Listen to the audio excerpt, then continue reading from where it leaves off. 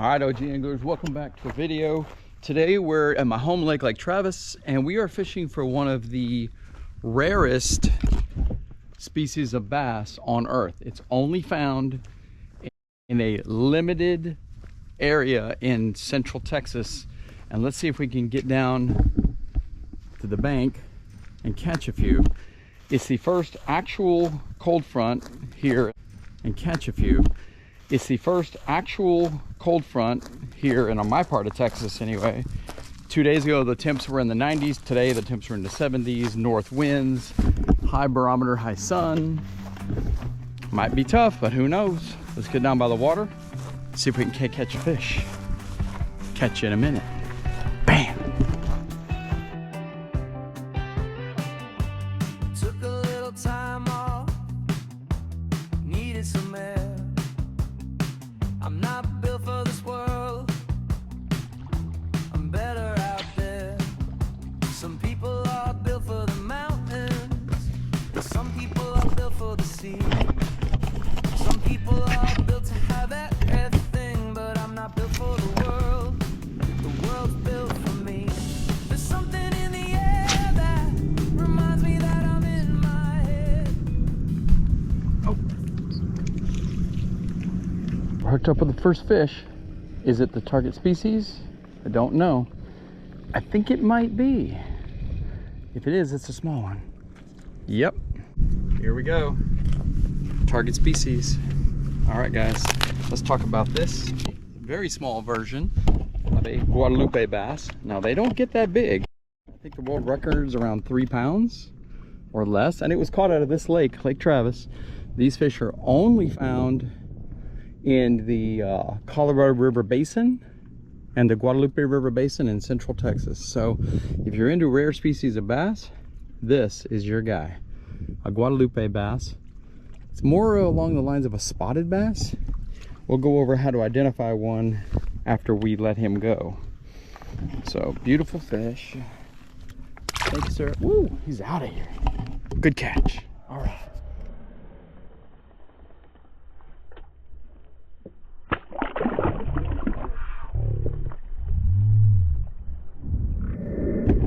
All right, so we caught our first fish.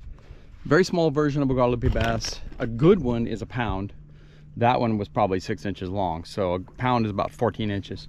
And I've caught them up to over 2 pounds, which is just a trophy in this species. But they're very aggressive, very feisty. They feed mostly on smaller fish and some crustaceans like crawfish. So I usually fish for them with moving baits like a rooster tail or a crappie jig with either a minnow imitating or a crawfish imitating lure trailer attachment on the jig head. So let's see if we can catch another one and maybe a little bit bigger.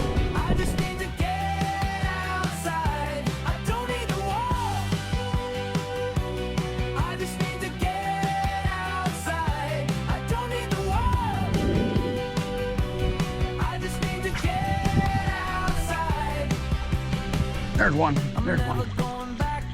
Might not be it feels like a bluegill. Might be a bluegill. And it is. Little bitty bluegill. So, these Guadalupe bass, I will normally use a little bit smaller baits, like these 1/8 ounce way rooster tails, and you will get a lot of bycatch, including this little standard issue bluegill. So let's let him go and say thank you, and then try to catch another one. Another guad, that is.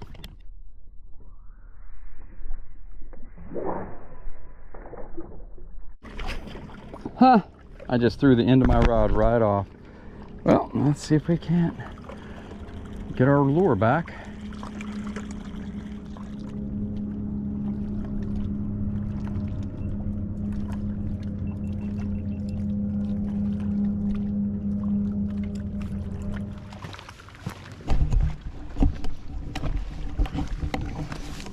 That's a frequent problem sometimes.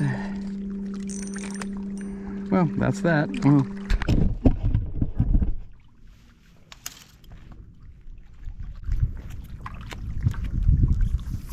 with these fish, they will often suspend over deeper water. Lake Travis has some really deep water. So anytime you get around any kind of cover, even like this pipe, that it's just a floating pipe, you want to fish all around it, because they will even use that to suspend under and ambush bait fish. Interestingly, almost all of my bites have been within 5 feet of the shoreline and not out deeper. That tells me that the fish are loving this weather change. Are you kidding me? It's just a snafu, man.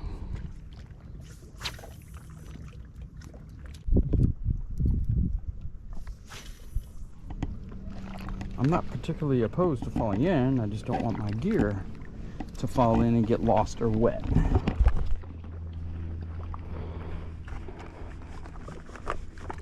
It's gonna be treacherous.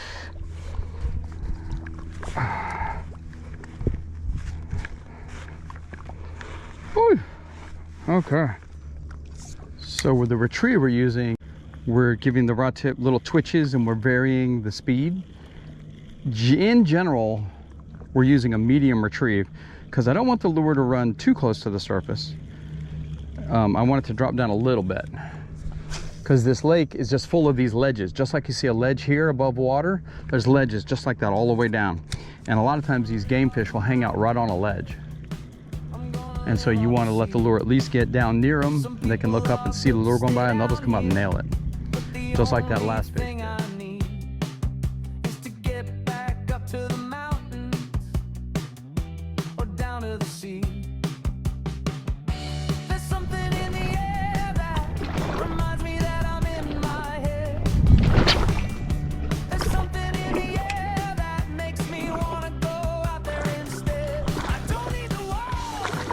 There's one.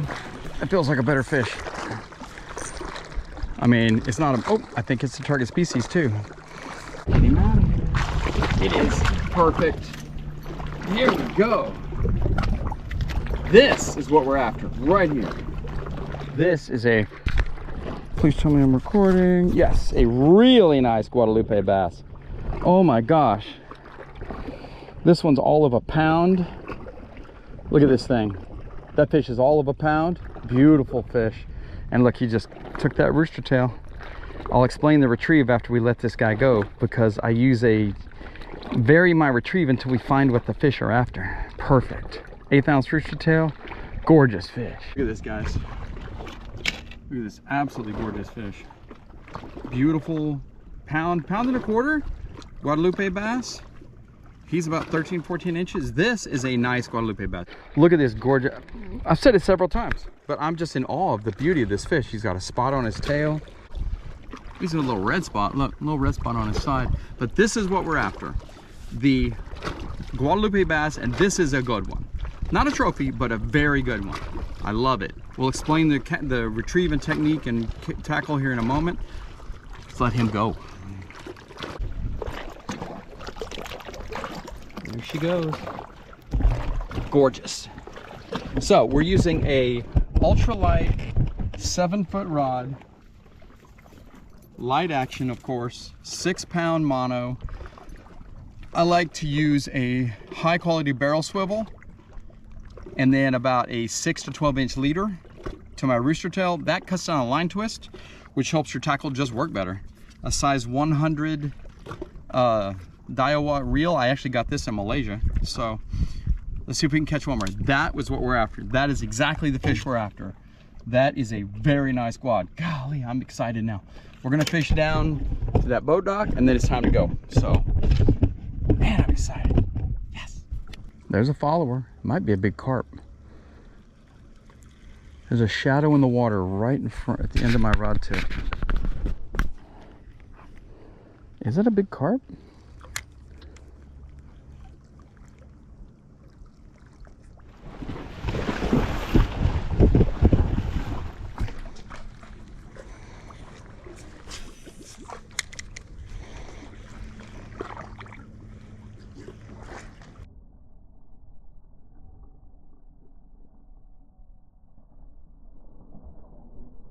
Oh, that was a bite.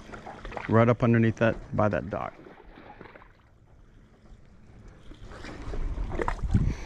A lot of times I'll fish soft plastic around a spot like this. Oh, damn. Now it's on the dock. There's one.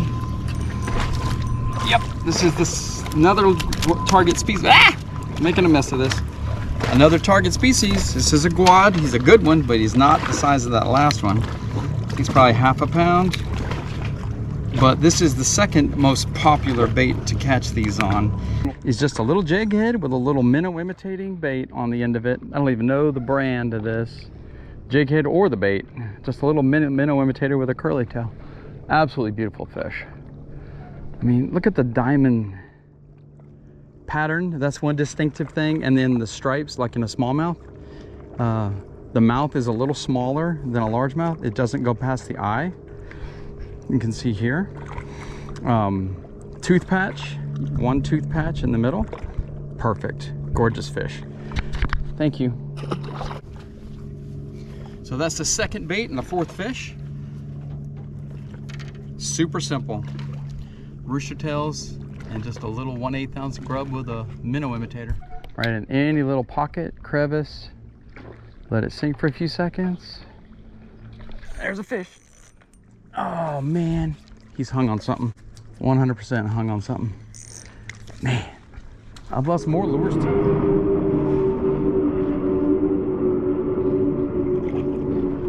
Alrighty, y'all. So that's gonna do it. Ended up with, what was that, 5 fish total? Why am I talking to the water? Hey guys, so that's gonna do it. I've lost all my baits. That's all right. I only brought 3. Caught 5 fish, including a really nice, not white trophy class Guadalupe bass. But that's, I mean, these things are so much fun to catch. They're related to, these fish are related to the spotted bass you find in other parts of the country. But they're a separate subspecies found in the Guadalupe and Colorado River basins in Texas. I mean, can't get any better than this. Early fall, fishing is hot. Get out there, catch some fish, have fun, go fishing, and be OG. Catch y'all on the next one.